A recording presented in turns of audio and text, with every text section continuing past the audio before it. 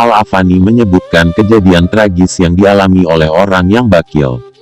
Kisah nyata ini memberikan gambaran tentang dampak buruk kebahilan dan bagaimana akhir kehidupan pelakunya. Dikisahkan bahwa ada seorang lelaki dari daerah Ahsa, bercerita, "Aku memiliki seorang tetangga yang bakil.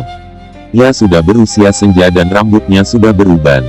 Ia tidak memiliki siapa-siapa lagi, tidak memiliki istri, anak dan kerabat.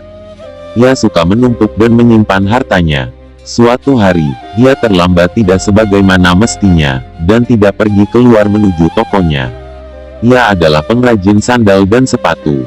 Maka ketika selesai salat Isya, aku mendatangi pintu rumahnya yang hampir sudah miring.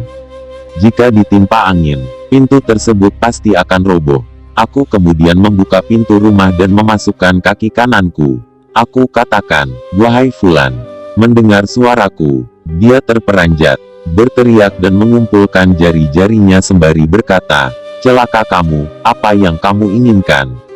Pergi, keluar dari sini. Aku datang ingin menjengukmu. 3 hari ini aku tidak melihat kamu di tokomu,' kataku. Tetapi ia malah mengusirku dengan buruk.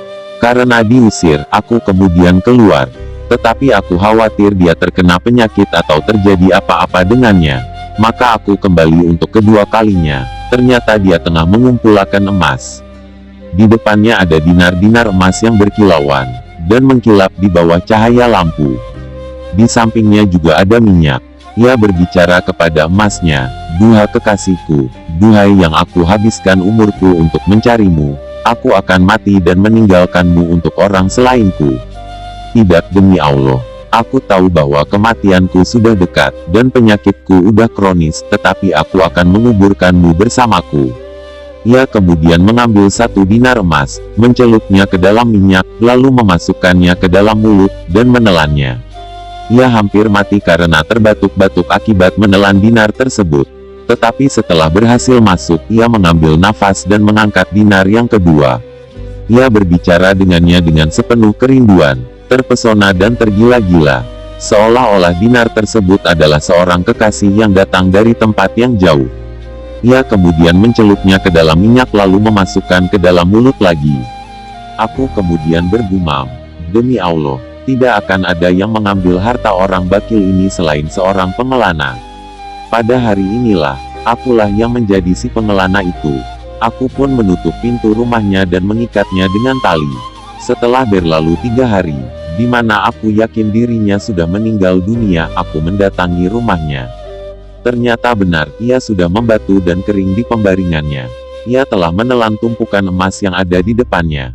Aku kemudian mengabarkan kepada manusia agar jenazahnya digotong dan dimandikan. Orang-orang heran kenapa tubuhnya berat. Mereka mengatakan, orang ini hanya tinggal kulit dan tulang. Tetapi kenapa berat sekali ya? Ada yang menjawab, itu karena kebahilannya. Ada pula yang mengatakan, itu karena dosa-dosanya. Mereka tidak tahu rahasia yang aku ketahui. Kami pun menguburkannya, sementara aku memberikan tanda di atas kuburnya. Ketika tiba tengah malam, aku datang dengan membawa kapak dan cangkul. Aku pun memulai menggali kuburan, dan mengeluarkan tanahnya. Aku menoleh ke kanan dan ke kiri untuk memastikan tidak ada seorang pun yang melihatku. Aku kemudian menyingkirkan bebatuan dari lahat, dan sudah tampak kain kafannya yang putih. Aku merobek kain kafan di bagian perut dengan pisau, lalu aku belah perutnya. Ternyata emas bersinar di bawah kilauan sinar rembulan. Aku pun menjulurkan tanganku untuk mengambilnya, tetapi dinar itu panas seperti bara yang menyala. Seketika aku berteriak dan menarik tanganku.